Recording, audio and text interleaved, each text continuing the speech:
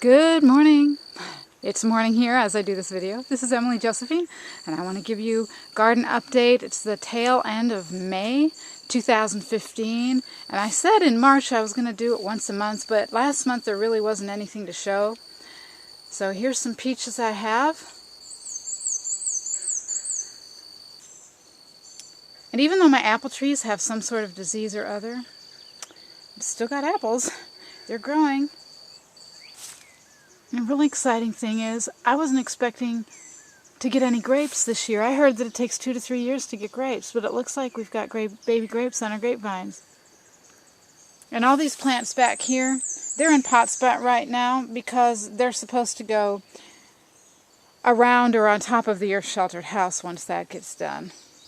Those are sunflower seeds, sunflowers that decided to volunteer in with a pot with my rose.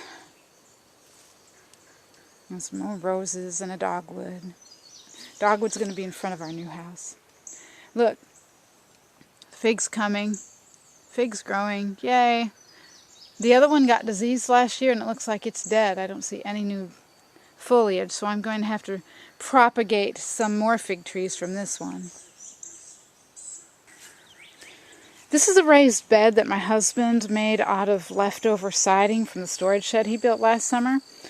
And it was supposed to be for carrots, but I didn't realize that this is pretty much shaded all winter, and we didn't hardly have any sun for several weeks, and so the carrots I planted last fall took forever to grow, so now they're going to seed. I've harvested maybe 3 of them that were big enough, but I'll just let them go to seed.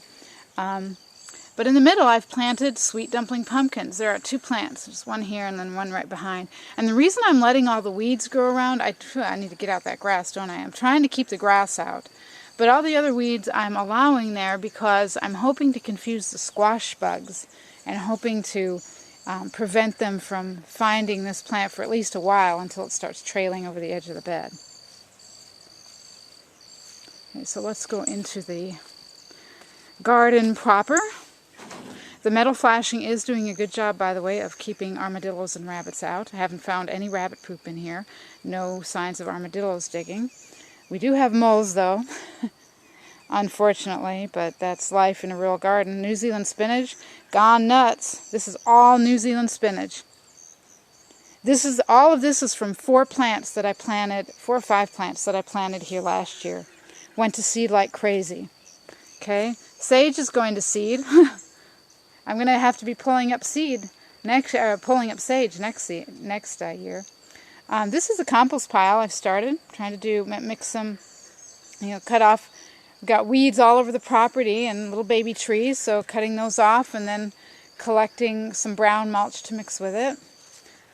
Blueberries, had to put bird netting over it because I caught cardinals there a couple of days ago. But the blueberries are going to be so a lot of the blueberries, look at, there's one that's fallen down the netting, so I've got some blueberries that need to be harvested probably right now. This bed right here is supposed to be the sweet potato bed, but for reasons I'm not going to get into right now, I did not plant sweet potatoes this year. Hope to next year, but in the meantime, I've planted a few melon seeds, some there and then some toward the end of the garden, down there where you see. These are trays that came, cardboard trays that came in a case of apples I got from Whole Foods. These purple things. And I'm just using them as mulch, weighting them down with rocks. But when the melons get going, they'll shade out. They'll keep a lot more of the weeds from growing. I'm going to have to cut out some of this wood sorrel, though. It's kind of gone crazy, this stuff here. It's all over. It's flowering. Garlic doing great. You can see the garlic all down this row. Got some flowers planted in. This is blank right now, but I've got cucumbers planted over there next to that trellis. And they'll go up and they'll end up going across the path and coming into this bed. So I'm not worried about it right now. This fall, I'll plant greens like crazy in this bed. But right now for the summer, I don't need it. So this is the spinach going to seed. I hope it'll just self-seed and we'll grow new spinach there. And there's also a couple lettuce going to seed. I hope they'll self-seed. a calendula that's taking forever to grow, but it's finally growing right there. I started that from seed, that's why it's taking so long. And then I got rosemary. I bought 6 rosemary last year and I had 2 survive. This one and that one. The 2 that I planted in the sweet potato bed. I don't know if the other ones got too bogged down with mulch and didn't like the mud or what, because rosemaries like drought. They're very drought tolerant. Here's a few more garlic. These were my original garlic that I planted. Alright, pole beans. I got pole beans on all my poles. I got tomato. The marigold is supposed to help prevent the tomato from getting disease. It helps the roots, because and also is pests don't like marigolds. Okay, another tomato, another marigold, another tomato. As you can see, I've got blossoms, and I've got some volunteer tomatoes in a brush pile that actually already have fruit on them. Look at that, I'm going to have fruit here pretty soon. All those great blossoms. More pole beans and bud. Tomato that I thought was going to die. Look at the leaves down here. I thought that thing was a goner, but then it grew back. Yay! Tomatoes are pretty good at growing back. Look at this crazy thing. I didn't plant that marigold there. I did not plant it. It apparently volunteered from the marigolds that I had here last year. Went to seed. But these marigolds here, I did not start from seed. I bought those from a nursery. And most of these tomatoes I ended up having to buy from a nursery because I planted the seeds in horrible soil. It was potting soil and it was too clayish, and pretty much I just ended up killing all the plants. Okay, I'm going to have beans from this plant pretty soon. Let's see where's the flowers go. Down there you can see some flowers. And some flowers coming up here. So I'm about to have some beans, yay! More tomato, another marigold. Here's the basil. I bought a couple basil at the nursery. My lime basil all died. So we'll do better next year. We're going to have better seed starting soil. It's hard when you live out in the middle of nowhere and all of a sudden all your good sources for soil, potting soil, is gone. Sorry, what the big box stores sell aren't necessarily nice. So I have when we were in Plano, I had a lot better results in starting from seed. Also, I had a spare bedroom in which to start seeds under light, and so I had a lot more control over the moisture and the light they got. So that was another thing. Next year I'm going to use our bathroom for starting seed in our new house. This is the only tomato that I started from seed that's actually survived and grew. It's growing now. I have lots of volunteer zinnia back here. There's another one over here. Lots of volunteer zinnias from the flower garden, which is, I'll show you right over there. These really tall things are pokeweed. Just in case you're wondering, I need to cut them down and add them to the compost pile. Another basil. Red Malabar spinach. You plant red Malabar spinach once and you never plant it again. Man, it goes to seed. This happened to me in Plano too. It goes to seed at the end of the season, and the seed goes everywhere, and you end up with plants growing where you don't want them. Look at all these little plants. And there's one back there. You see that one? Red Malabar spinach. Here's another tomato. See, here's another volunteer zinnia right here from the flower garden. This is a volunteer Chinese long bean. Pod fell down. I had them growing here last year. And apparently a pod fell down and one of the beans sprouted. So, red Malabar spinach, by the way, is awesome if you live in the south, because it loves the heat.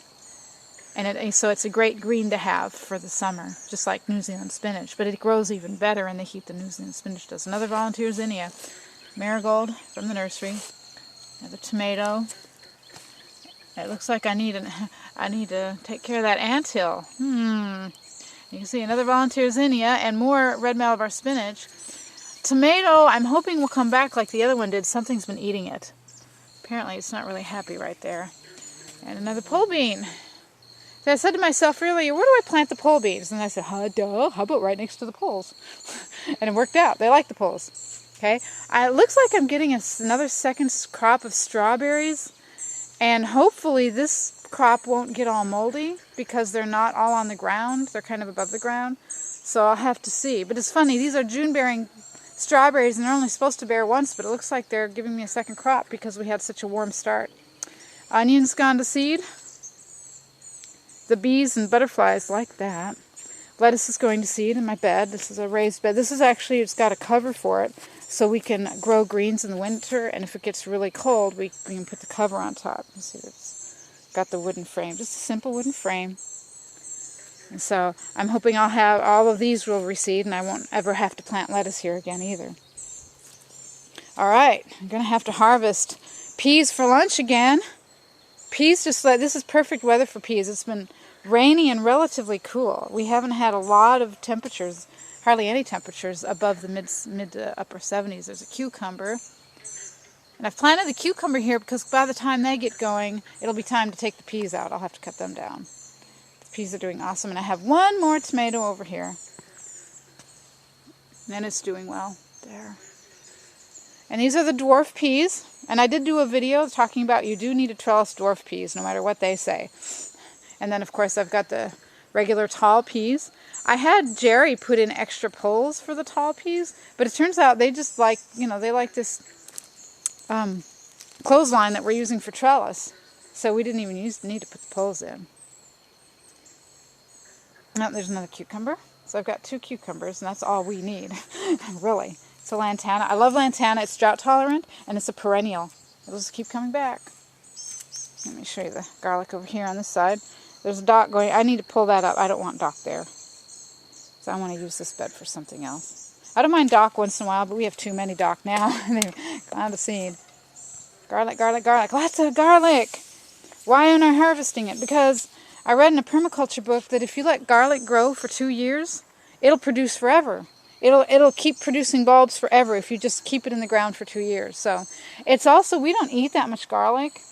It's here for just, in case of medicinal purposes, in case we need it. And also, it's great at keeping pests away, too. That's another reason I want more rosemary, because rosemary is good at keeping pests away. These are the only bush beans that survive. They are starting to bud. I planted probably 9, 10, maybe a dozen of these seeds. And the reason they didn't come up is because the seeds weren't really viable. They had come from shriveled up pods that kind of started to rot in the ground. But behind them, I've planted a bunch of cow peas, more commonly known as black-eyed peas, behind here to hope they'll be popping up. They're good they like the heat. And you can eat the greens, before they turn into dry pod. The green pods are edible, so you can steam those like green beans. I don't think they're quite as tasty, but, it's something else to eat, right? Okay, so the strawberries, blackberries. Lots of blackberries. And I've ordered bird netting from Amazon. Gonna have to throw it over here because last year the birds got all my blackberries. Of course, I didn't have them properly trellised, was part of the problem. It was a mess. And we have way more blackberries this year, so I do not want the birds to get them. Thank you very much. And the raspberries. Most of the raspberries, the fruit that are growing, they're growing like the second year canes are like all inside. They're hiding, see? Like there. They're hiding inside. So I have to get through the scratchy part. By the way, the blackberries are not scratchy. They are a thornless variety. And we do have tons of wild blackberries around here that are not thornless, but, it's free fruit. So we have, Benjamin has been snacking on some of the wild blackberries sometimes. Yeah, the raspberries will be ready probably in about another month. So let me just kind of pan the garden from where I am right there. It's a strawberry patch, which will change next year. I'll have a surprise for you. And my row of peas, and then here's this bed where the cucumber is going to grow over at least somewhat. And hopefully I'm going to have at least 1, if not 2, melon plants growing here. And then the blueberries. And the sage and the New Zealand spinach.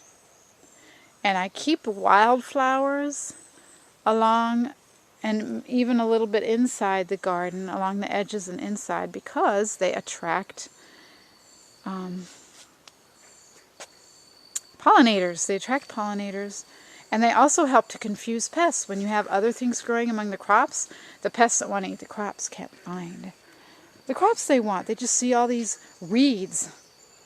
See, those are Mexican hats over there, the yellow ones. And then the purple ones are spiderwort. So there you go. I've got tomatoes and pole beans and cucumbers coming along and all sorts of good stuff. I'm excited. Thanks a lot for watching. If you want more information on how you can live more simply, click the link below this video. I've also got a link to my book, How to Grow Vegetables Without Losing Your Mind. I'll see you next time. In the meantime, take care and be well.